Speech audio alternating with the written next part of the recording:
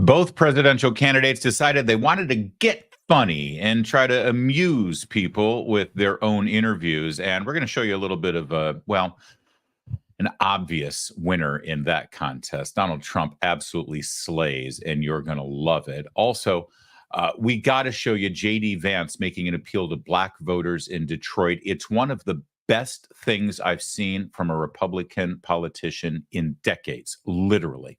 And it should make you feel good about where we're headed as a country. Also, did Kamala Harris just pretty much upend her entire chances of being president with that ill-fated appearance on The View? With just one question and answer, it could be all over for her. Plus, a brand new accent just dropped. This one is Jamaican or Irish or something. Kamala's a hot mess, and you're going to hear all of it coming up right now. I'm Larry O'Connor. You can call me Larry.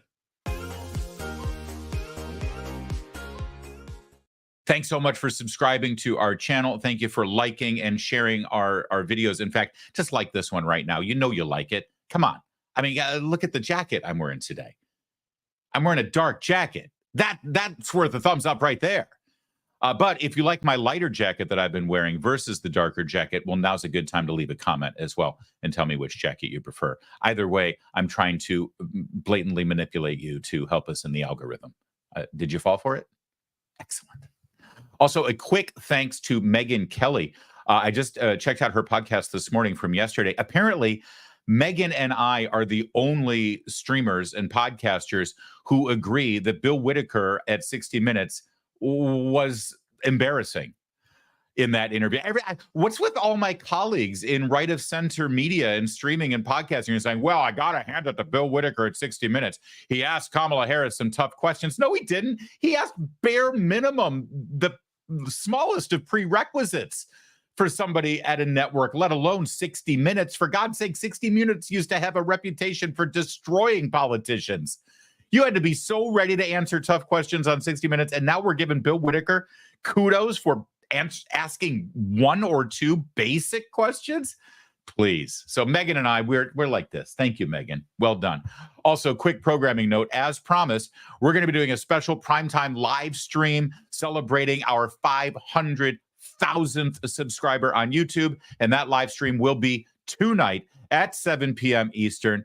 I'm going to break down the 5 reasons why you should be feeling very confident, hopeful, and encouraged with the Trump campaign 4 weeks before Election Day. We're going to go through all of those, and it's going to be an AMA. That's right. Ask Me Anything. We'll interact with all of you in the chat because it's hard for me to interact with you while I'm doing the show every day at noon here. But tonight, we're going to kick back. I might even have an adult beverage. I suggest you do the same, and we'll celebrate our 500,000 subscribers on YouTube together. So that's tonight, 7 p.m. Make sure you subscribe and ask for alerts so when we go live tonight, you'll get that message. Got it? Good. Any other unfinished business? No? All right, let's get right to it. A lot of people think that a presidential election, yes, is about policy, and it's about platforms, and it's about competence, it's about experience, it's about resume, it's about all that stuff. But oftentimes, it boils down to personality. You hear it said in shorthand, he's a guy I want to have a beer with, or a gal, I suppose, I want to have a beer with. This person makes me feel good about myself and about the country. I feel good when this person's around. Or even better, I do not want to spend 4 years of my life with that person in my living room, right? I think that was a big problem with Hillary Clinton. Who wanted to deal with that voice and that annoying approach and that sort of relentless Hillary that she brought to the table? Well, this is why politicians try to be personable and affable and natural and funny, right? Ronald Reagan was a really funny guy. He could tell a joke better than most comedians in Hollywood. It came from his years giving speeches and TV appearances and live appearances and being in Hollywood. He was just a natural at it.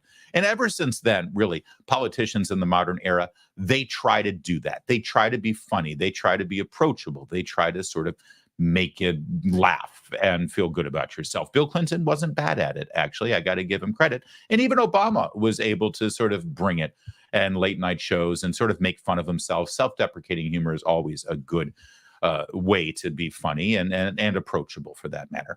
I set this up because we've now reached the point in the campaign where both Kamala Harris and President Trump are trying to be funny. They're trying to present themselves in a way where they're approachable. They seem like just regular people that you want to spend time with.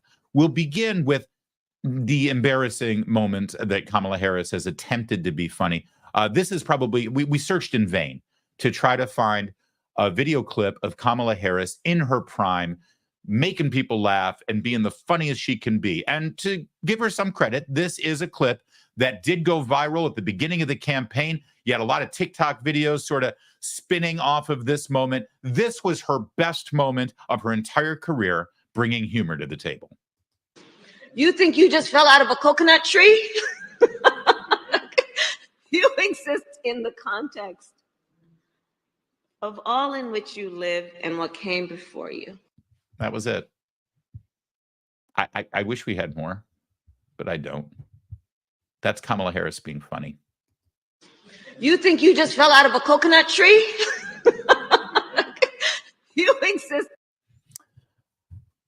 Okay, that brings us to Donald Trump. Now, Donald Trump is a funny guy, and he appeared on the Andrew Schulz, right? Andrew Schulz Podcast. Andrew Schulz Podcast. Now, this is the guy that sort of appears with. We've shown him before because he does that after show special show with Charlemagne the God, and they talk about politics, and he's funny. He's a stand-up, and here he is on the podcast with all of these other comedians.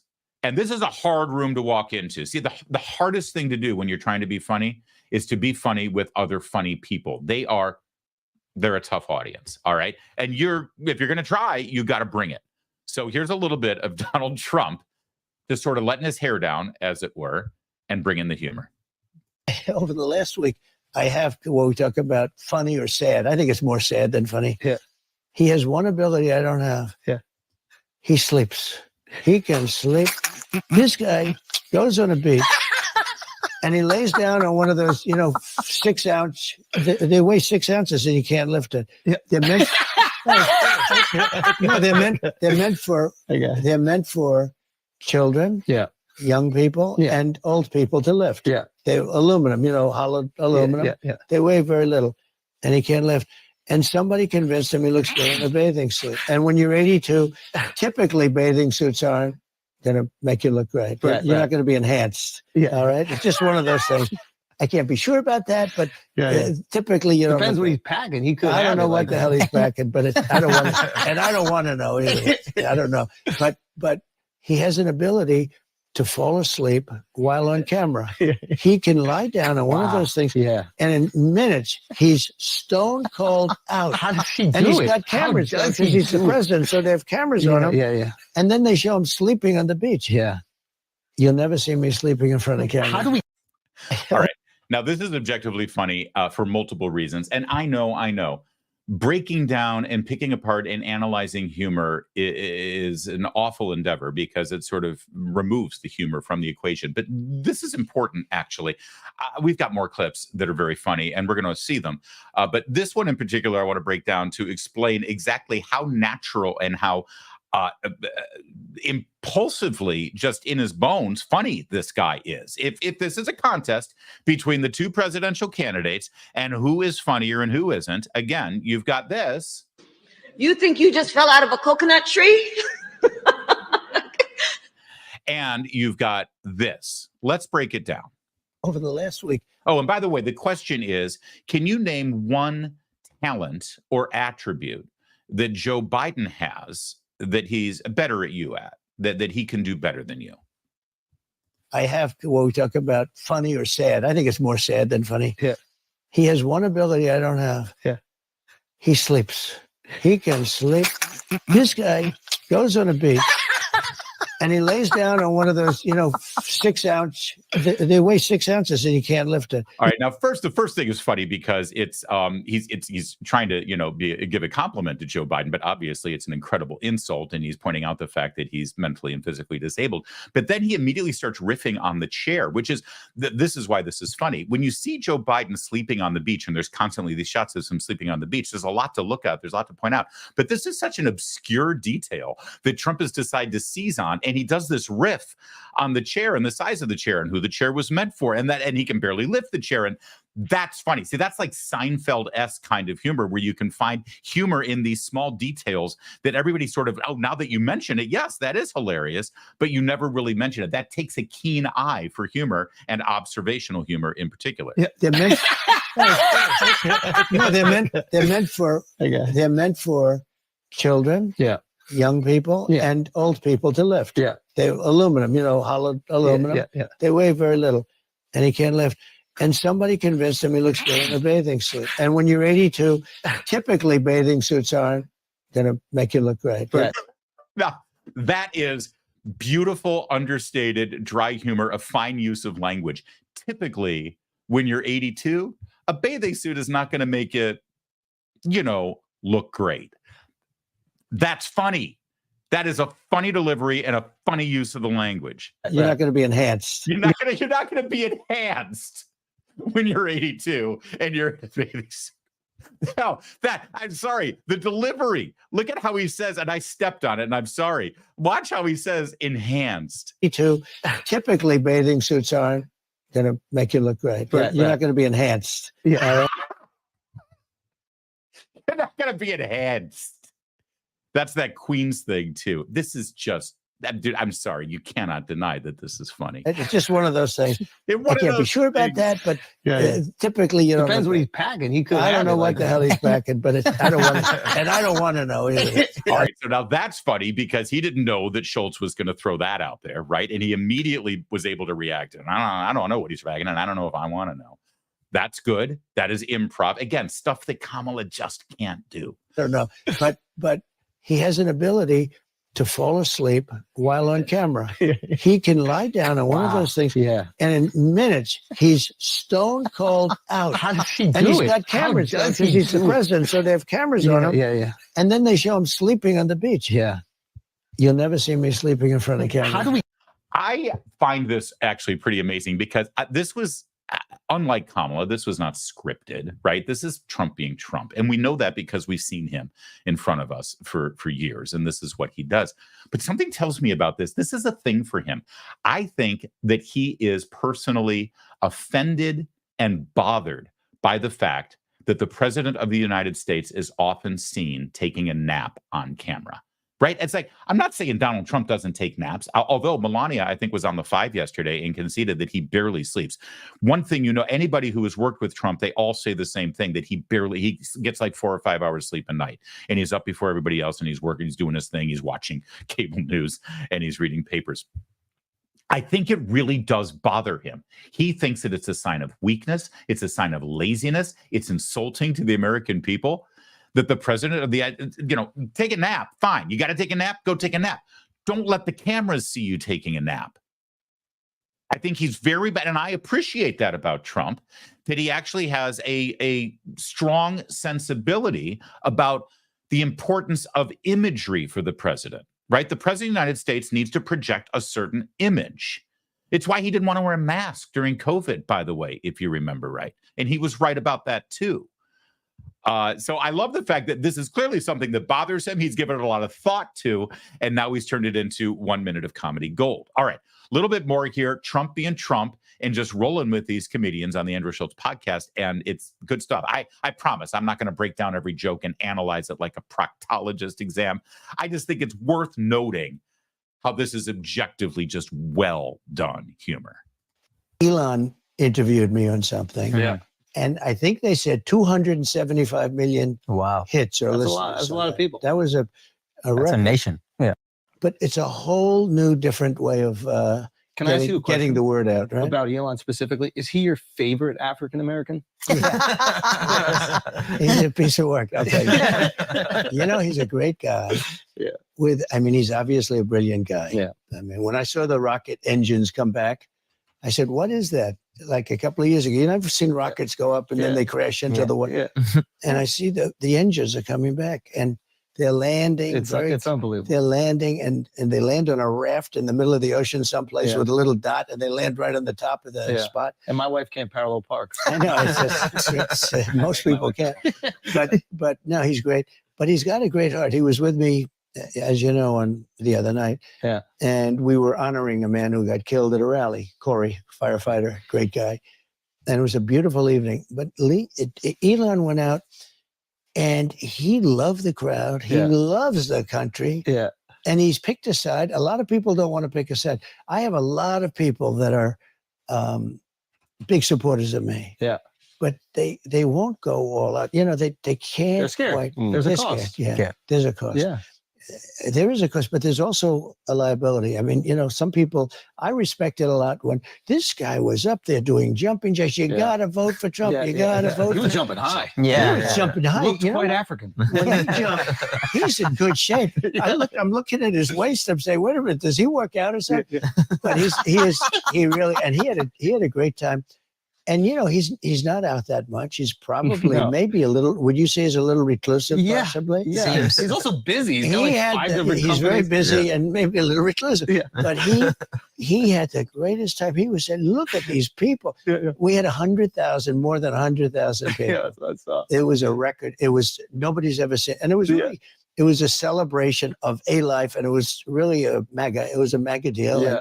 He was a big MAGA person. His family was there, and 2 other people that were very badly hurt were also celebrated. They were very badly hurt. They weren't actually expected to live, and they lived, and they had incredible doctors. Some of those country doctors are better than the big doctors that we spend a lot of money on, and they don't do as good. I will tell you right now. I don't want to knock anybody, but those country doctors saved 2 people because I was told that 3 would. No, think of that. 3 would be in trouble. And 3 were going to, now Corey immediately, but the other 2 were so bad that they thought they wouldn't make it. Yeah. And those country doctors, they pulled them together. They did. Again, it's just he's telling the story. Again, it's the art of telling a story, and he throws in all of these little nuances and all of these little details. And I play this, by the way, juxtaposed against. I'm sure you've seen clips of the pitiful performance that Kamala Harris gave on the Stephen Colbert show. We've got 1 or 2 little clips on that, but it was just so bad, and it's so bad. And let me tell you something: on Andrew Schulz Podcast, not only is it funnier.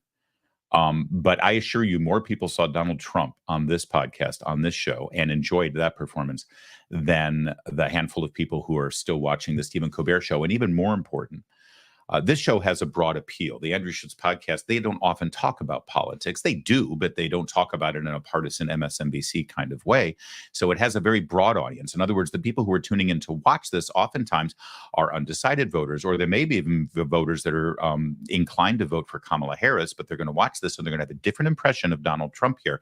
They're going to say, now they may not vote for him, but they're going to have a different impression of him. But those undecided voters who are maybe just now starting to think about the campaign and starting to think about politics, they're tuning in and they're going to say, hey, this is the guy they keep telling me is Hitler. He's not Hitler. He's funny, right? That's powerful.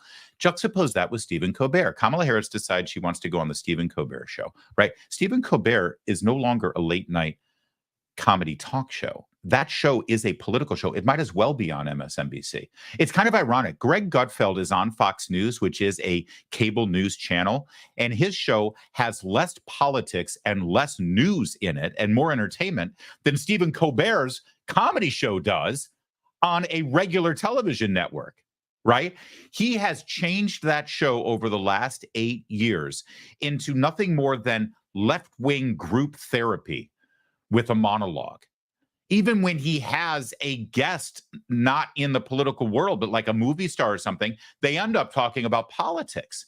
So he has transformed his late night comedy show in such a way that the only people who are left watching the late show with Stephen Colbert are partisan political types who agree with him. He's preaching to the choir every night. He doesn't have a broad reach with his audience. Andrew Schulz does. So even if Kamala Harris goes on there and is treated with kid gloves and does all this scripted, non-funny stuff, the people who are seeing it are the people who are already going to vote for her. Trump, on the other hand, actually reached people with this, reached voters with this, undecided voters. Do it. But in terms of national security, so the one guy has 6 phones, lots of messages to people. Who are those people he's calling when he's hiding behind a bush? So if you had to guess, I'm sure obviously you've thought about this a lot. It's an assassination attempt. If you had to guess, who do you think is responsible? These are great questions. What the hell? I don't get these questions from the fake news. Yeah. Rosie O'Donnell's been asking Like this. Deface the Nation. They have the woman of Brennan. She's on Deface the Nation. She was terrible with the way she handled J.D. Vance, who did a great job the other night. He did do a great job. But I don't get questions like that. Did you ever hear of the show Deface? Ladies and gentlemen, it's Donald Trump on Deface the Nation. It's called Face the Nation. They hate me. No, They spend millions of dollars. They would name a show that? Oh, I see. You didn't hear it, but that's good. They spend millions of dollars on the name CBS. Yeah. And then I come along and I say it's Face the Nation. Well known. Very, Or Meet the Fake Press. Yeah. Meet the press. You're good at I this. say Meet the Fake Press. Yeah. And they spend all this money, and then I say it once, and it goes to millions of people. Yeah. But no, they are fake. But some of these questions are much better. Well, thank you. I appreciate that. I'm honored. Much better. You still haven't answered, though. That was the best dodge of the question. That's your second best dodge in your life. You almost charmed us out of I'm it. trying to get out of it. All right, fair enough. Well, look, if you look at assassinations or attempts, first of all, you realize I'm in a very dangerous business. Yeah. Okay. Yeah. Because 1/10, think of this, 1/10 of 1% of auto races die. Yep. Bull riders, I think that's pretty dangerous, right? Yeah. I don't know much about it, but I think I wouldn't want to be on one of those suckers. No. Yeah. I see them flying off and the hoof is like an inch from the eye. And when it hits the eye, you're gone, Game right? over. Yeah. And they are well, it's about the same. 1/10 of 1%. Yeah. And other things, it's never much more than that. That's sort of maxed out, I think. Yeah. Race car drivers, bull riders, I think that's pretty much tough. Yeah. UFC fighters, it's none. Mhm. I don't think anyone's ever actually. Not in UFC. In MMA or boxing, Maybe. unfortunately, It must there was be. those tragic events. Yeah. Amazingly, boxers die a lot. But UFC, Dana tells me it's a safe sport. I say, to me, it's much rougher. But, it's pretty amazing. They've never, in UFC, they've never lost. And they run a great operation. Nobody's died. But with presidents, it's like a substantial percentage. Way higher than we When realized. you look at Lincoln and Kennedy and this and that. I mean, Attempts, you go Reagan. through McKinley. Yep. Garfield. You look at a lot of people. I'm in a very dangerous business. profession. Yeah. Yeah. I call it a profession. Yes. Yeah. I'm in a dangerous profession. I like that. I'm sitting with you guys. You have a very nice, safe life. Me? Yeah. So no, if you said 5%. I think he called us soft. No, Yeah, but think I'm fine of with it. Yeah, but think of it. 5%. Yeah. That's a lot. That's Yeah, high. That's a lot. I And think even the attempts is something like Attempts? 25% Yeah. of attempts presidents have is had getting attempts. into really It's crazy. numbers. So people don't think of that. You run and you see, and then you win and you do it. So again, and listen, I like this clip, and I want you to know why we focused on this one, because think about this. This is a guy who's had to do with 2 assassination attempts in the last, 3 months now. Asked a question about that, ask a question about, who do you think attempted to kill you? Who do you think did this? Who do you think's behind it? And all this stuff. And the humanity that he brings to the table in this conversation, that he has clearly thought about this. He's comparing the percentage of presidents who have been assassinated or attempted assassinations against presidents with, deaths in horse racing or car racing or UFC and boxing and things like that. This is something clearly he thinks about. And the way he and he can inject humor and roll with it and have a regular conversation about something so incredibly powerful and frankly disturbing. It just makes him feel very real, especially juxtaposed against Kamala Harris's now, very obvious, overt attempt to appear real. And she ends up looking even phonier than she actually is, if possible.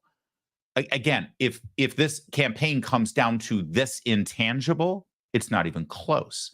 One other funny exchange here has to do with, Donald Trump. Obviously, he wrote the book, The Art of the Deal. That's sort of the tag phrase for Donald Trump, right?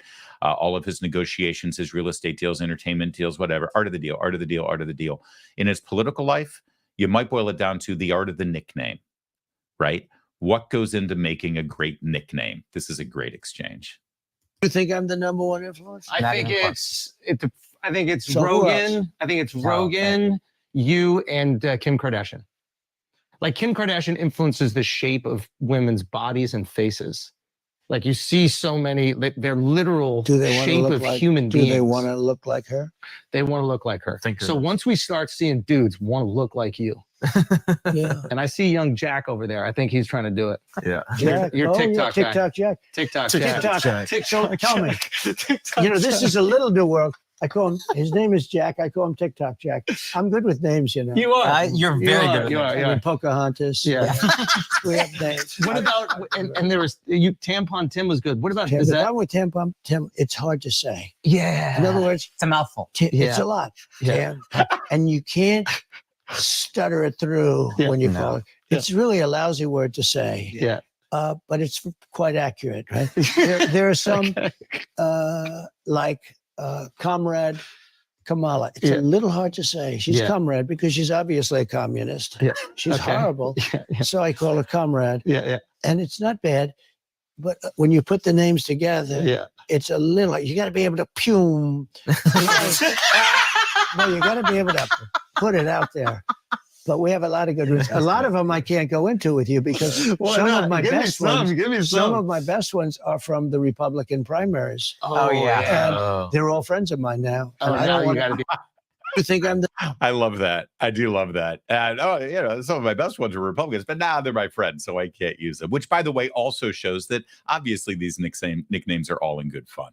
They are all in good fun, but they're also incredibly effective. And again, just there's something about Donald Trump sitting in that setting and getting these comedians to, you can't fake laughing when you're a comedian. Comedians generally don't do that. And they were busting a gut. And it does remind us again, just to check in with Kamala Harris and her ability to tell a joke and get people rolling in the aisles. Kamala, what are you up to again over there?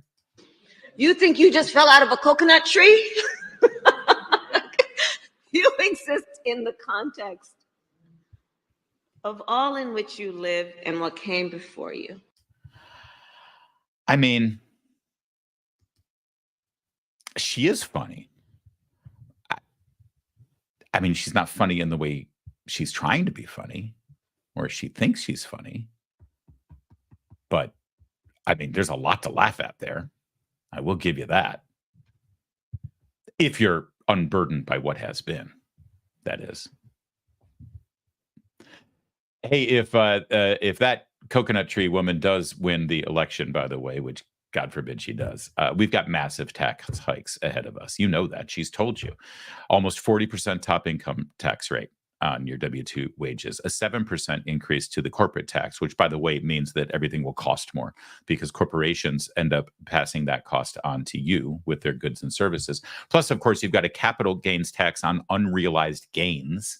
And her proposals, of course, are going to add almost $2 trillion to a deficit that's already $2 trillion. With all that coming down the road here, you might be thinking it's time to make more of your savings tax sheltered and inflation sheltered.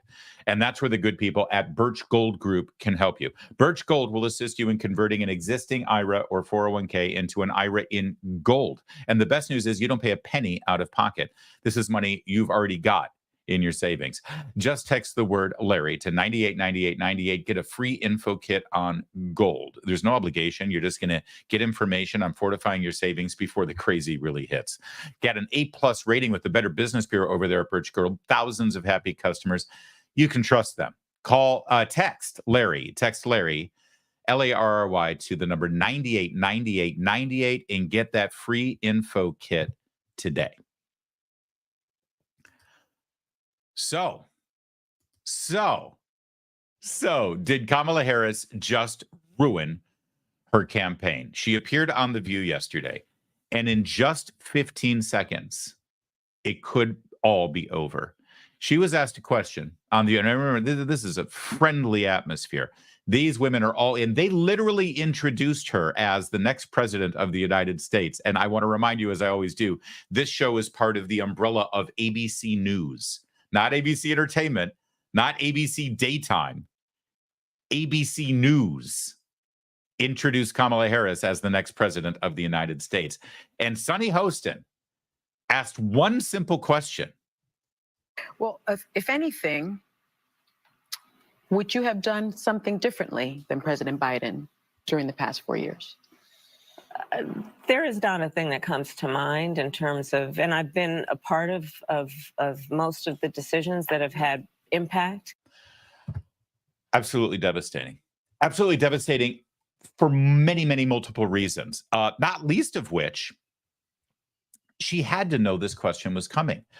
How could she not know that at some point during this media blitz, she was going to be asked, what makes you different than Joe Biden? Would you have done anything different than Joe Biden? Now, I don't know, maybe part of her negotiated deal with Joe and Jill for her to be able to assume the nomination and take all those campaign funds and everything was that she would never, ever say anything negative or criticize anything that Joe Biden did. Maybe, but if so, she's a moron for taking a deal like that, because she spent the last 2 months trying to differentiate her economic policies from Joe Biden's policies. She's been saying things like, yeah, things cost too much. We got to do better. You elect me and I'm going to do this. I'm going to do this. I'm going to do this. And everyone's like, well, if those are such good ideas, why isn't Joe doing them?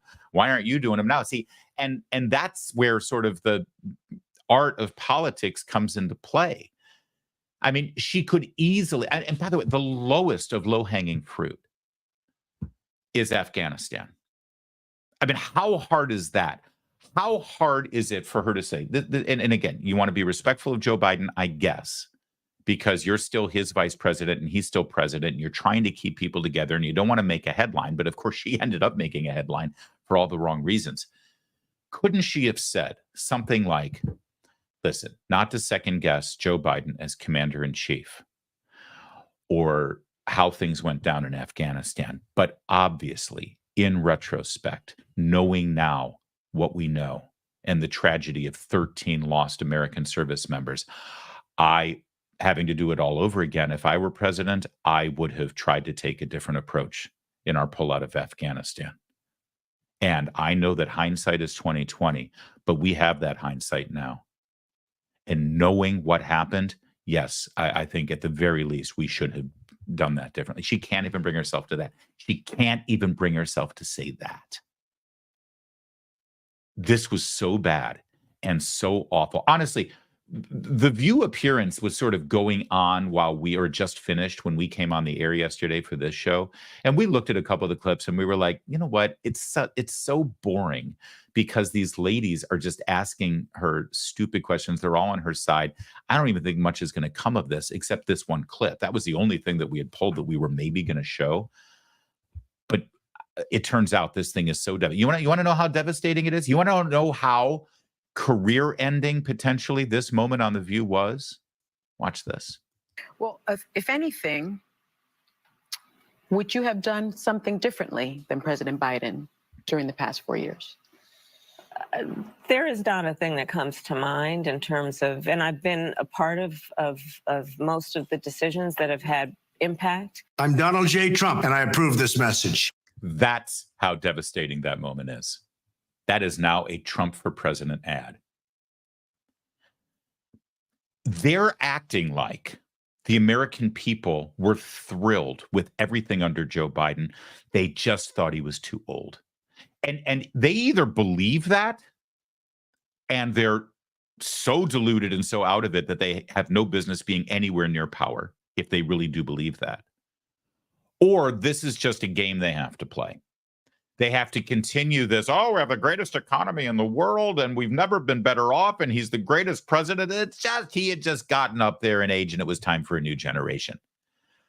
But this woman has been campaigning for the last 2 months. Her tagline right now is turn the page, turn the page. So she's asked, okay, well, what in the page that you're turning are you trying to get away from? And she can't figure it out. This was so devastating that even CNN had to recognize it. Now, we'll start with Scott Jennings. Of course, he's our man on the CNN panel, and he points it out here. But it wasn't just him, I'm sorry to say, for all you Democrats out there, because it's so obviously devastating what Kamala Harris just walked into. But let's start with Scott Jennings. I mean, she is running on the slogan of a new way forward. And she said today, we're going to stay on the same path, which is, I think everyone would admit, not a popular path. I mean, Biden has put some handcuffs on her. I mean, he has gone out last week and said, she helped me pass every law. She was part of every decision. I mean, he's making it difficult for her to get any separation. And then she has also, in the last few days, said Biden is totally with it, totally vouched for his mental acuity. And today says, yeah, I can't really think of anything that I would have done differently. This must be very confusing for American voters who must be thinking, then why are you running? Why isn't he running? If he's up to it and you wouldn't change anything, then why is Joe Biden not in this race right now? I thought, but who goes on The View and gets outsmarted, by the way? I mean, this was a total disaster for her. Although today. I think By the way, there's more here, but isn't that a great line? Honestly, Jennings is just such a mensch. Who goes on The View and gets outsmarted by Sonny Hostin? It's such a great line, and it's so true. It's so true. But that's the fundamental question here. If you can't think of a single thing that you would do differently than Joe Biden, then why the hell are you even here? What's the point? Other than you check some boxes? You wear a pantsuit instead of a Brooks Brothers suit? That's it? And the answer apparently is, yeah, that's exactly it. even some of the friendly, non-traditional interviews have not turned out that well, but her contact with the mainstream media, I mean, the 60 Minutes interview, you know, on issue after issue, I think did not really help her campaign. The immigration answers did not help her campaign, you know, answering the question 3 times about whether they made the right decisions on the immigration changes that let the flood of people into the country. So I think the reason they're shying away from it is because often her rhetoric doesn't survive contact with the mainstream media. Yeah, and this is a very important point to make. They are obviously making a deliberate choice right now. They went months without talking to anyone. They wouldn't even stop to the reporter standing under the airplane as she was going up the stairs. She has not given, you know, she went months without giving a one-on-one interview. She finally did an interview for CNN, but she had to have her comfort animal, her security blanket, Tim Walz, with her so that she wouldn't get all of the questions. They'd have to share the load. She wasn't up to any of this. And now suddenly it's a blitz. Now suddenly she's everywhere. Why? Because they're in trouble. We've shown you the polls. We do a poll segment at least once a week or twice a week to show you how they're underwater at various places, how she is seriously behind where her predecessors, Joe Biden and Hillary Clinton, were at this time in the election in the states where it matters most, how she's seriously behind with Latino voters. She's seriously behind with African-American voters. We've shown you all of those data, and they know it too. The only reason she's doing all this media is because she has to. Trust me, if she were 5 points ahead right now, in all of those swing states, she wouldn't be talking to anyone, right? You know that. We all know that.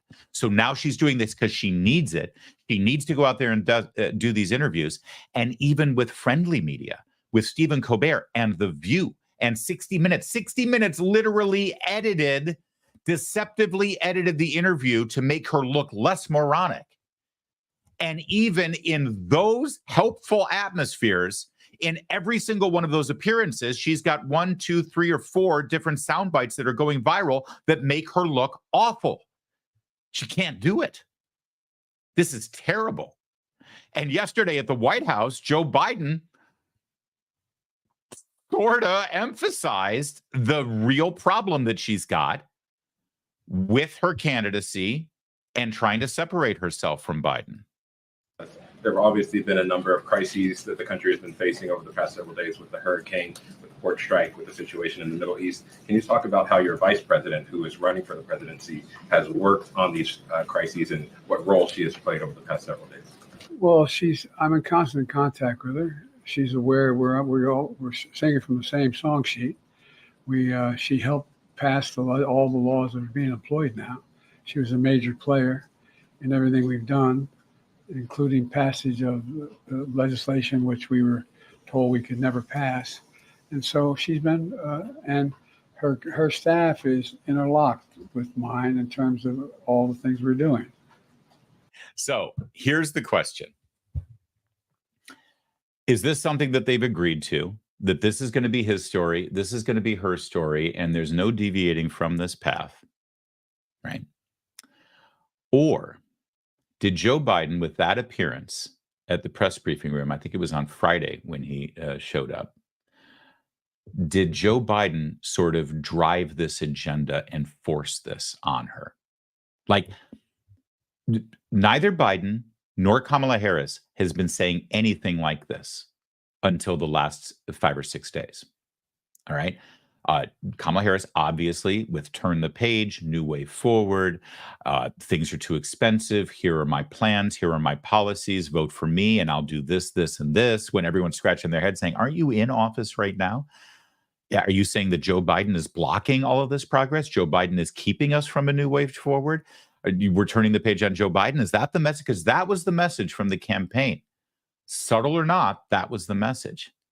The next thing you know, Joe Biden independently goes out there, appears in the briefing room for the first time in his presidency. So he gets coverage everywhere. And Joe Biden says, our staffs are interlocked. We're singing from the same song page. She's been there with me on every major piece of legislation, on every decision and every initiative. And the second he did that, Kamala Harris is locked in. What's she going to do? Call the old man a liar? She's done. She's sunk. So the question is this something they both agreed on? Or did this guy, this mean-spirited, bitter, angry old bastard, did he actually play a trump card here and block Kamala Harris into this position so that there's no escaping? I want to believe it's the latter. I want to believe that this is Biden's final move, his final stab in the back to Kamala Harris. He'll have the last word. Now, let's get back over to CNN for a minute, though, because they don't need Scott Jennings or David Urban to point out the obvious about what a failure this was for Kamala Harris with this one simple question. It got much worse for Kamala over on one of her go-to reliable news outlets. Just the regular Democrats on the panels saw how bad it was. Done something differently than President Biden during the past 4 years? There is not a thing that comes to mind. Molly, what do you make of that? I'm surprised, frankly, that she doesn't have more to say about this, given that she and her campaign know that this is one of the main questions that voters have about her. And one of the main things she's been trying to establish as part of her candidacy is the idea that she would represent a break from the past 4 years, and to not be able to come up with something to say in that moment. She continues to not be particularly nimble on her feet in a lot of these interviews. And this is a very obvious question that gave her an opportunity, frankly, to differentiate herself in a way that would have made news, that would have answered, I think, the curiosity of a lot of voters who want to know how she would lead differently. And she's not very specific in laying that out. And she can't point to a decision she would have made differently, which, in an electorate that thinks that doesn't like the way this administration has led, and that doesn't like the track that the country is on, that may not be a very satisfactory answer. I mean, it's a delicate dance. It's a delicate dance. That was the bottom line there, and very well said. See, as we dive into polls, and I know you're a political junkie just like I am, and I love to break down polls for you and show you what I think is important, what isn't, but there's a lot of data for you to look at too. One poll that isn't looked at enough is the Wrong Track, Right Track poll, where you ask the American people, is our country on the right track or on the wrong track? Now, usually that's very, very important for an incumbent running for re-election. But we got a weird thing going on here right now where the incumbent was running for re-election. He voluntarily stepped down and handed it off to his vice president. So she's sort of the incumbent, but she sort of isn't. And so you look at that Wrong Track, Right Track poll, which is right now devastating for the party in power. It says wrong track. And Kamala Harris's people know that. That's why they've got turn the page. That's why they've got new way forward. That's why they're employing all this rhetoric to suggest to people that she's going to do something different, that she's going to chart a new path and a new approach with new policies. If you don't like the track we're on, Kamala's your gal, right? And in a weird way, she might be able to succeed in doing that, considering Donald Trump is a former president, right? And so she could sort of tag him with, oh, yeah, he's yesterday's news too, right?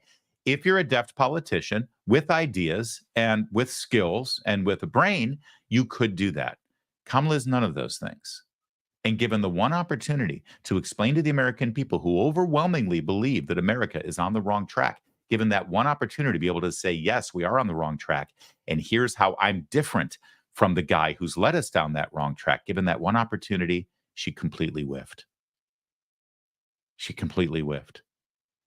That was it. That was it. And she will not get that moment back. It's over. It's over. And so look at that wrong track, right track, and recognize that what Kamala Harris just communicated to every single voter in America is that we will stay on the same track, because I would do nothing differently than the person who has put us on this wrong track. She's toast. Absolute toast. Hey, everybody. Kamala Harris is being approachable and relatable. It's fantastic. She went on Stephen Colbert and she drank a Miller High Life. It's the champagne of beers, you know. Didn't we expect her to ask for a Bud Light? I mean, really, why is she such a transphobe? She is such a hater. What a bigot she is. What's wrong with Bud Light? Kamala. It's the king of beers. Nah, she picked a Miller. You know why? Miller's headquartered in Milwaukee, Wisconsin. Everything about this person is a pre-programmed, deliberate, overt political pander. But there's another thing about Kamala Harris that drives us nuts, like fingernails on the chalkboard. It's the inauthenticity of her, the disingenuousness of her. People often say that she seems like a fraud. She seems like a phony. She seems like a fake. And one of the things that continues to ring home is that she changes her voice and accent depending on the audience she's sitting in front of. Now, we've seen this before. With Barack Obama and Hillary Clinton, they would often employ sort of the Southern drawl if they were talking in front of a Southern accent. Kamala Harris has certainly done that, but she's gone even further. She does her Southern drawl for a Southern audience. She also does sort of this kind of urban ebonics voice if she's in Detroit or Baltimore or Philadelphia. But then she's used a French accent when she's in France. She also has sort of that flat nasal Midwestern accent that she, I guess, picked up when she was in Montreal, Canada, because Canada is kind of like the northern Midwest. I'm not sure. And then, of course, she's got her California voice. That's the vibe she had when she was living in San Francisco and, well, Stuppen, famous Hollywood people in Southern California, going from Coke party to Coke party. I'm not saying she was on Coke. I'm just saying there was Coke at the parties, and I'll die on that hill. I assure you there were Coke at the parties that she went to in Hollywood. All right, so we're used to the fake accents, right? But last night on Colbert, we got a brand new one. Check this out. Have you no empathy, man? You know, for the suffering of other people, have you no sense of purpose? All right, so what the hell is that? I know a lot of people are saying Jamaican, which I guess makes sense because her dad is Jamaican, but her dad was out of the picture when she was, what, 5 or 6? She never talks about her dad. You know, the Marxist economist and professor in Berkeley who now lives in Jamaica, who is part of a bloodline of slave owners. Now, she doesn't talk about him very much. She just talks about her mom, the single mom who raised her. There's no way that she was influenced with a Jamaican accent because her dad was never around. So this could be Jamaican. Have you no empathy, man? It also sounds kind of Irish, right? Isn't this sort of like a mocking of sort of like a Lucky Charms thing? Ah, it's me and me Lucky Charms. I've got no empathy, man. Yeah, what are you doing up there with your lack of empathy? Nah, but I think it's Jamaican because she sort of does. Have you no empathy, man? Have you no empathy, man, right? Are we thinking Jamaican or maybe Bahamian, which is different? Have you guys been watching Bad Monkey on Apple Plus? That is a good show. And those Bahamian accents are kind of infectious. Maybe that's it. Maybe she's been watching Bad Monkey. Vince Vaughn is the best, by the way. You got to watch that show. Let's watch this through. Man. You know, for the suffering of other people. The suffering of, I think it's kind of an Irish Jamaican. Is that, listen, I want you to tell me in the comments section, can you identify this and pinpoint this latest accent? What country, region, or nationality or ethnicity would you ascribe to this accent? I want to hear your votes. We'll take votes and we'll find out who actually wins. All right, because I'm fascinated by where this ended up going, or what region she actually picked this up from.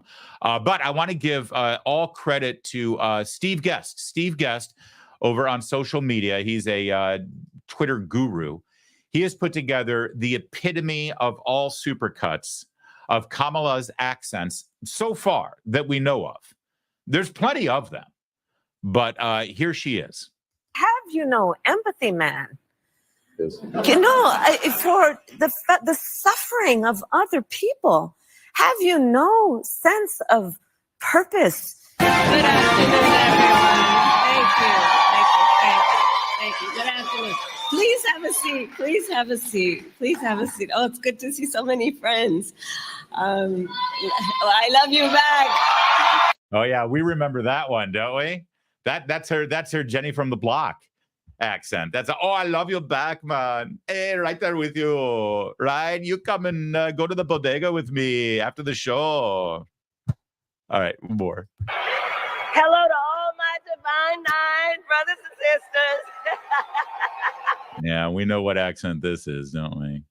This was at the Congressional Black Caucus fundraising dinner where they raise money for scholarship funds. And she's talking to her alums from Howard University in Washington, D.C. And boy, it's just effortless, isn't it? And my soror.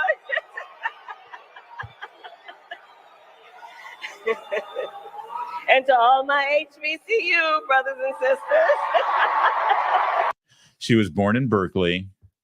And when she was a child, she moved to the suburbs of Montreal, Quebec, Canada, where all of her neighbors were French Canadian. So naturally, this is how she speaks. You better thank a union member for sick leave. You better thank a union member for paid leave. You better thank a union member for vacation time. All right. So now I don't know what region this might be ascribed to, although I believe this was in the Detroit, Michigan suburbs when she gave this speech. But I think the best description of this accent is just annoying. I think that's the description. It's like, hey, Kamala, at this next appearance, you should pull out that one accent of yours. You know, the one that's annoying. Yeah, that one. No, seriously, is there anything more annoying than this one? You better thank a union member for sick leave. You better thank a union member for paid leave. You better thank a union member for vacation time. Can I just ask you a favor right now? Because you may have friends that are undecided on this election, especially if they live in one of the swing states. If they're in Arizona, Nevada, North Carolina, Georgia, Pennsylvania, Michigan, or Wisconsin, could you send them this video, please? And just post it on their Facebook, or just send it in a private message if you don't want to make a public show of it. And just say, you really want to live with this for 4 years? Is this the voice you want? And the person you want in your living room at a time of crisis? Is this really who you want in your life for the next 4 years? Seriously? You think we can do that? You think we can come together and do that? Really?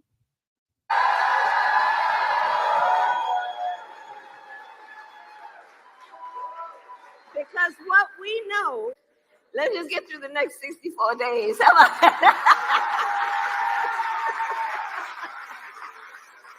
And you all helped us win in 2020, and we're going to do it again in 2024.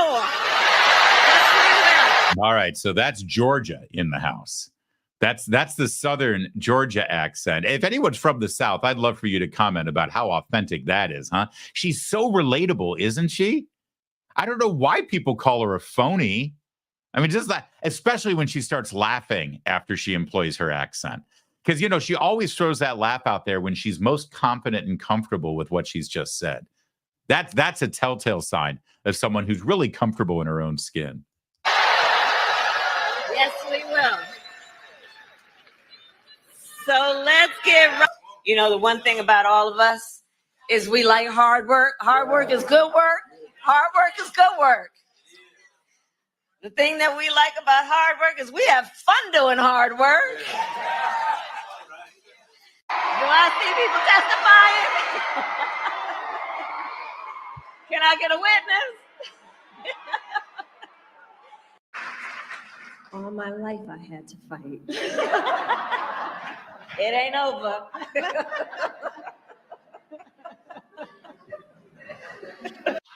Has anyone psychologically analyzed this yet? This has got to be a phenomenon, right? Is it called like a chameleon syndrome or something, or right?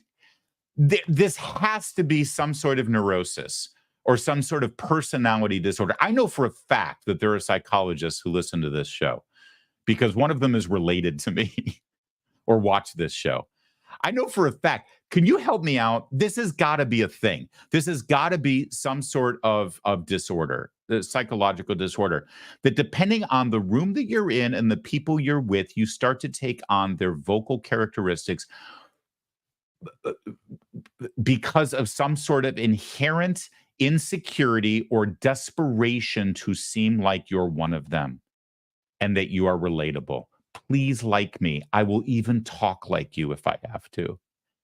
This has got to be a thing. And it keeps going on, by the way. I mean, this is not an accident. Okay? With us in government, we campaign with the plan.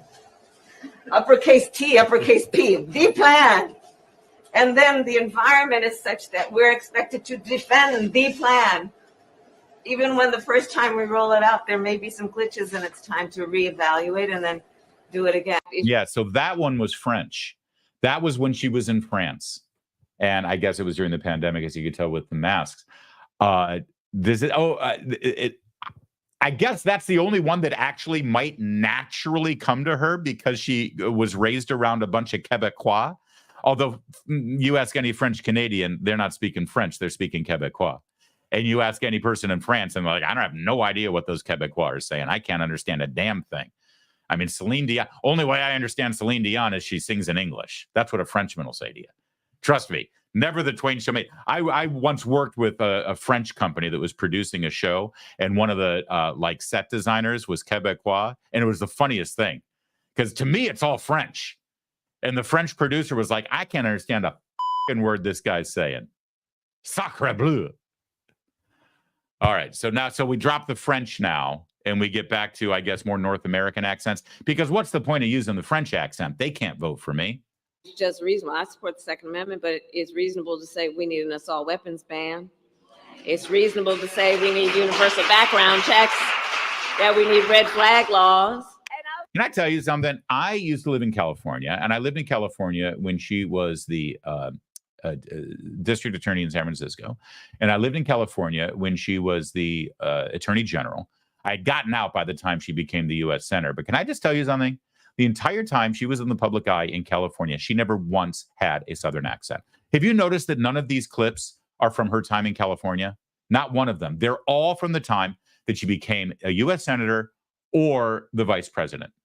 This is all adopted for the audience that she's touring the country and talking in front of. And you would say, well, what? Even in San Francisco, you've got like an urban population. Yeah, they don't talk like a Detroit urban population, okay? The people who live in San Francisco, I assure you, this is not a thing. This is not a thing. San Franciscans sound like San Franciscans, not like whatever the hell this is. I will tell you, when we get this done together, my friend, and when I am president, I will take on the bad actors who exploit a crisis. Is at stake leading up to January 5th. Look at what's happening right now in this state. We're looking across the country at so much devastation. People who have lost family members, lost time being able to go to work, lost time in terms of our children's education and the days of their education they have missed. There's been so much loss. Lost time. Lost time. Because that's South Montreal. Is there no one in her circle that says, ma'am, what are you doing here? You realize? And is there anyone in the audience that says, "Oh, thank God, finally a politician who talks like I do"? But she doesn't actually. Even if you're in Georgia, does that sound anything like anyone from Georgia talks? It's her interpretation of what you're supposed to sound like. Are we south of the Mason-Dixon line? Oh, all right. I better say Tom then instead of time. These years, and in particular this year, we're looking here in Georgia at the fact that 1 in 7 families is describing their household as being hungry. Hold on. That was beautiful. She said she drops the G on looking, but then keeps the G on describing. Particular this year, we're looking here in Georgia at the fact that 1 in 7 families is describing their household as being hungry. You're either dropping your G's or you're not, ma'am. In the same sentence, she drops the G on looking, but then retains the G on describing. She couldn't even say describing, right? Shouldn't it be describing? Honestly, sometimes I look at the race and I think, how in the hell is she even doing as well as she is? And then I remember that she's got all of the media and all of pop culture and all of organized education and just like every major corporation and social media and high tech and everything on her side. So I guess that's the answer. That's why. We're in the midst of a hunger crisis in America, and it's hitting Georgia hard. 1 in 7 describing hunger in their households. 1 in 6 Georgian families are describing an inability or difficulty to pay rent. 1 in 4 small businesses in Georgia have gone out of business or are about to go out of business. And what we are here to talk about. All right, that's the end of that, the super mix there, a super cut of all of the accents. And I hope you had fun with it. Yet at the same time, you recognize what a complete and total fraud she is. And the best part about this latest one, the Jamaican accent or French accent, or no, Irish accent, whatever the hell it was on Colbert earlier or last night. This was on an appearance where she was trying to show how genuine she was and how relatable she is. And even in a setting with Stephen Colbert, where her whole job is to show the world how relatable and genuine she is, she comes across like a complete and total fraud. It's just, I don't know about you, but I can't face 4 years of her in my living room. That's the bottom line. And hopefully we're not alone. Larry, we've got a super chat. Well, let's stop everything for the super chat then. Angela for $4.99. Thank you for that super chat. That is awesome. Evangelicals, Catholics, common sense Americans, please vote Trump fans. Can't do this unless Jesus comes back. Amen to that, Angela. Appreciate it. Thank you. And God bless you. That was beautiful. Thank you so much. All right. I need to purge this Kamala thing from my system here. That was way too much Kamala, wasn't it? Am I wrong? Do we need a shower? Do we need like one of those Brillo pad Silkwood showers that Meryl Streep had to do when she got exposed to the radiation? You don't know what movie I'm talking about, do you? I'm dating myself, aren't I? You should see it. Silkwood. It's a good movie. All right, let's get to it. We move now from the phoniest. Let's try that again. I'm going to drink more vodka. I'm kidding. It's water. Really, it is. We move now from the phoniness of Kamala Harris to the incredible genuineness of J.D. Vance. J.D. Vance in Detroit, Michigan, at a rally, gave, I think, one of the most impressive performances I've seen. And I know I've already said that this week about his debate performance. But what he does at rallies is something truly incredible to behold. We've been talking a lot about how bad Kamala Harris is in these interviews. And in a way, it's understandable because she's been bubble wrapped since the time she was sort of anointed and crowned as the nominee without actually having to go through a primary process and give any interviews and ask for any votes or anything like that. She was just sort of, she inherited the nomination, right? And so she hasn't given any interviews until just this last week, right? And same with Tim Walz. They've protected them. They've kept them from the media. And now we're learning why, right? J.D. Vance, on the other hand, from the moment he became Donald Trump's running mate, he's been giving interview after interview after interview. He's appeared on 3 or 4 Sunday shows per weekend. He goes everywhere and gives press conferences and asks questions or answers questions. And he does this other thing that I'm shocked doesn't get more attention and more praise, for that matter. When J.D. Vance does a rally, he'll give his speech and he'll do his thing and he'll rally up the vote. And then he does this thing where he allows a live mic to be handed over to the press pool. You know, at every one of these rallies, there's a little pool. They keep them penned away from normal people, the reporters. And there's a press pool there that's sitting in a little pen roped off. And what they'll do is Vance's people will give a microphone over to the press pool, and he basically does a press conference at the rally in front of all the people attending the rally. And it does 2 things. First, it shows Vance engaging with the press and taking hard questions and being able to riff and handle it. That's why he was so good at the debate. That's why he's so good at interviews when he does them, and why Kamala and Tim Walz are so bad at it. But number 2, it also shows the people at the rally how obnoxious and rude the reporters are. And they become part of it. And I'll tell you, I've been watching these things for the last several weeks. The reporters have gotten the message. Their questions have become much more polite. Their questions have become less strident and less combative with J.D. Vance, because they're used to operating in a bubble. They're not used to actually having a big crowd jeering them and criticizing their approach to their craft. And it makes a difference. Which brings us to yesterday in Detroit. I want you to watch this question, which I think was a very respectful question from the reporter, about what J.D. Vance could say to African-American voters in Michigan, in Detroit in particular, to convince them that they should vote for the Republican ticket. And then, you know what? I'm going to commit to it right now. I'm not going to interrupt. I'm going to let it play in its entirety, and then we'll talk about it after. But I want you, so desperately, I want you to watch J.D. Vance's answer. Here we go. Senator Vance, Ken Coleman from MichiganAdvance.com. Detroit is 77% African American. The state is 14% African American. Why should African American Michiganders vote for the Trump-Vance ticket? We've got a great number of Black Americans in this crowd right now. They could probably answer that question better than I could, but without calling everybody up here, because I'm a politician, I don't like to share the microphone with anybody as much as I like them. What I think they would agree with is, number one, Donald Trump wants to bring back public safety and an economy that brings prosperity for everybody. Good wages for good jobs. That's the Trump promise. And I think that's a great promise to Black families in Michigan and to everybody else.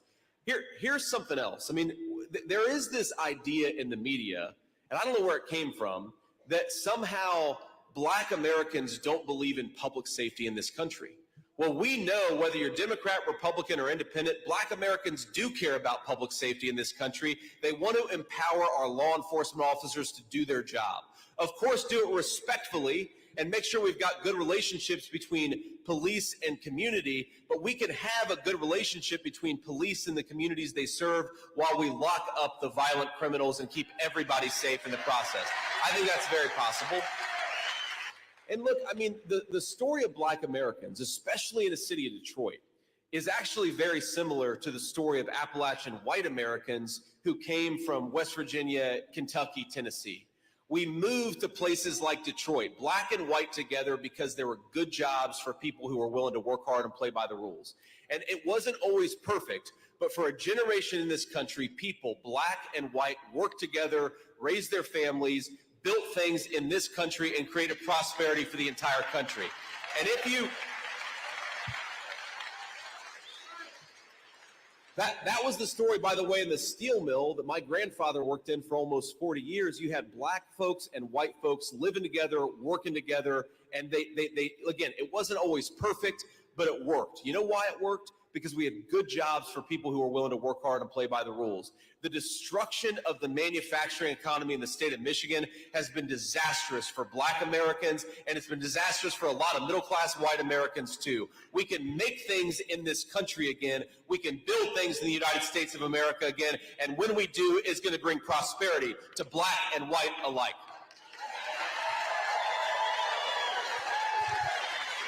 Now, I am intoxicated by that answer, especially as someone who was born in Michigan. I want to break this down for you about how refreshing this is on multiple levels and how it makes J.D. Vance not just a really good politician and a great communicator, but I think it makes J.D. Vance sort of the perfect example of why Donald Trump is a great leader.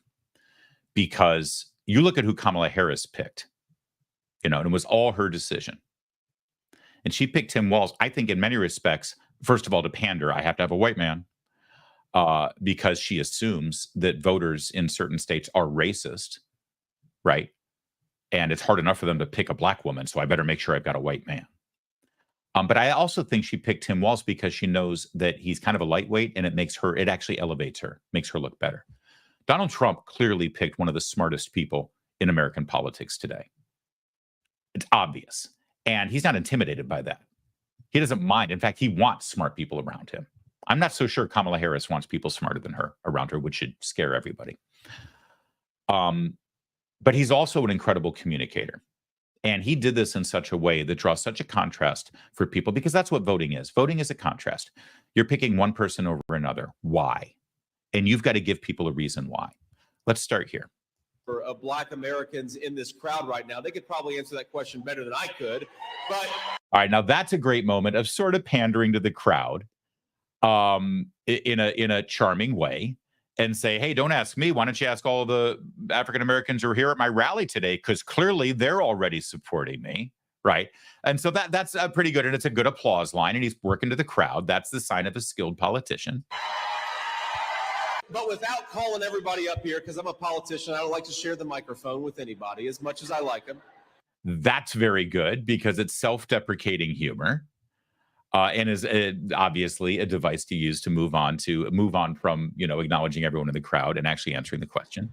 What I think they would agree with is, number one, Donald Trump wants to bring back public safety and an economy that brings prosperity for everybody. Good wages for good jobs. That's the Trump promise. And I think that's a great promise to Black families in Michigan and to everybody else. All right. Now, remember what he just said.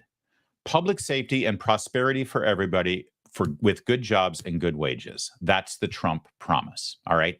In one mission statement, he just laid out the entire reason. Now, he's going to flesh it out a bit. And then at the end, he's going to come back to that same theme, which, by the way, repetition in politics and in education it's the mother milk of learning and conveying a message. You got to repeat yourself sometimes, but you got to do it in such a way that it sticks. Public safety and a strong economy, good jobs, good wages, for prosperity for everybody. So he says that, and he breaks it down. He says, yes, that's good for Black families and everybody, all Michiganders, because he's not pandering. So think about it for a minute. What would Kamala Harris say to this question? It would be a very specific, targeted, narrow, this is what Black people care about, so I'm going to give a Black answer to Black voters about Black issues and Black concerns with Black solutions.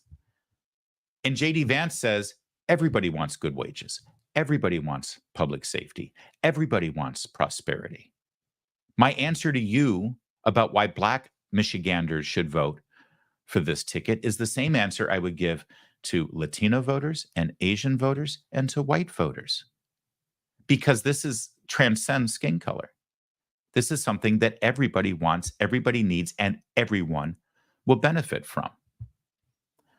So and now we're going to flesh it out even more. Here's something else. I mean, there is this idea in the media, and I don't know where it came from, that somehow Black Americans don't believe in public safety in this country. Well, we know whether you're Democrat, Republican, or independent, Black Americans do care about public safety in this country. They want to empower our law enforcement officers to do their job. Of course, do it respectfully and make sure we've got good relationships between police and community, but we can have a good relationship between police and the communities they serve while we lock up the violent criminals and keep everybody safe in the process. I think that's very possible. Now, that's a perfect juxtaposition to his counterpart over on the Democrat ticket, Tim Walz, who let Minneapolis burn during the Black Lives Matters riots, defunded the police, pandered to Black Americans, continues to pander to Black Americans with all of this rhetoric about a systemically racist judicial system and the fact that cops have open season on Black people in many areas. That kind of rhetoric and that approach over the last 4 years has made American urban centers deadly. Absolute violent cesspools like Detroit, like Baltimore, like Philadelphia, like New York, like Los Angeles, like Chicago.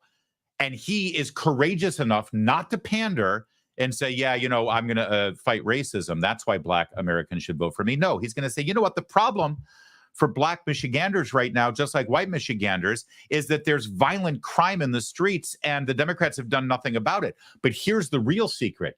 It's worse in Detroit. It's worse in the Black neighborhoods. Oh, the white people go to their rich suburbs and they certainly don't defund the police. They pay more for police. They're safe. But in these cities like Detroit, Black people are the ones who are suffering. So he says, I'm sorry, you don't have to be white to want public safety. You don't have to be white to want to put criminals away.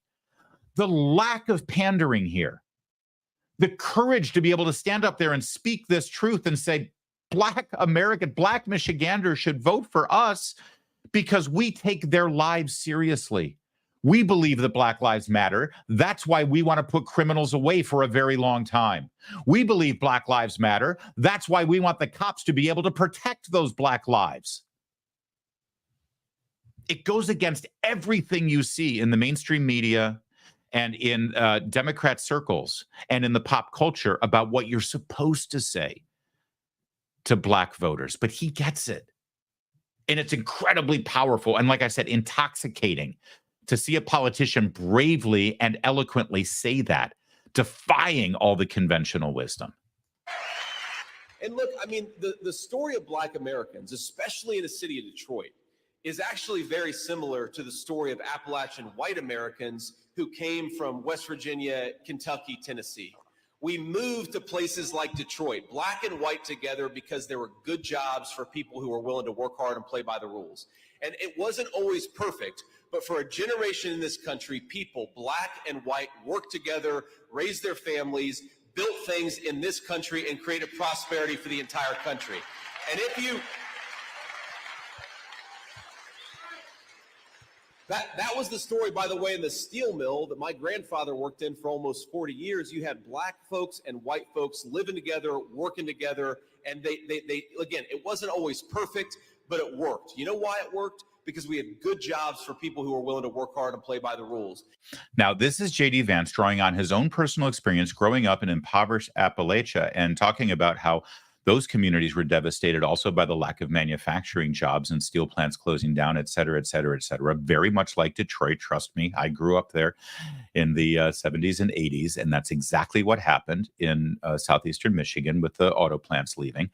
And he's able to draw on his personal experience and project the fact that the solution to these problems is a strong economy, strong families, strong communities, strong churches, by the way, which I wish he had injected into this conversation too. And so he can actually personally say, let's be clear here. Let me just cut to it. J.D. Vance, a white man who grew up in impoverished Appalachia,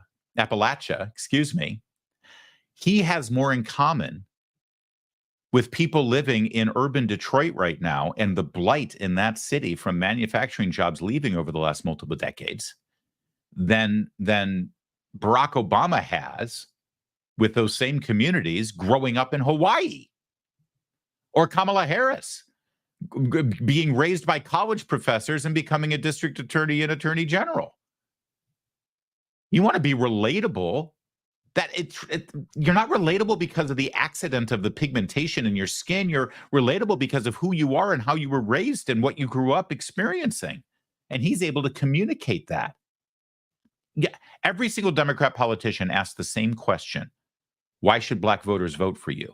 Whether it's Joe Biden or Barack Obama or Hillary Clinton or Nancy Pelosi or Kamala Harris or Tim Walz, they'll all give an answer that ultimately, in some way, indicts or even demonizes white voters. They would be incapable of answering that question without raising the specter of racism, inherent racism, systemic racism, planting the seed that I'm going to be your hero. You vote for me, Black Americans. I'll be your hero because I know that the white man is your problem. Here's J.D. Vance answering the same question in a way that actually elevates everyone in the room. You hear Joe Biden and Barack Obama and Kamala Harris giving this lip service about how they're all about unifying us, bringing us together. Let's stop dividing. Let's stop dividing. Is there anything more unifying than what you're seeing right here from a question that was designed to divide? And he's been able to unify with this answer. It's like, yeah, we've got problems, but the problems transcend our skin color. The problems are actually much more inherent to the elites in this country, persecuting and draining the communities of both Black and white Americans who have been taken advantage of. The destruction of the manufacturing economy in the state of Michigan has been disastrous for Black Americans, and it's been disastrous for a lot of middle-class white Americans, too. We can make things in this country again. We can build things in the United States of America again, and when we do, it's going to bring prosperity to Black and white alike. And then he summarizes the entire thing by coming back to the original theme that he started with. Prosperity through fair play, good manufacturing jobs at good wages for everyone. I think it's a masterclass, and I think it's brilliant, and I think it's inspiring, frankly.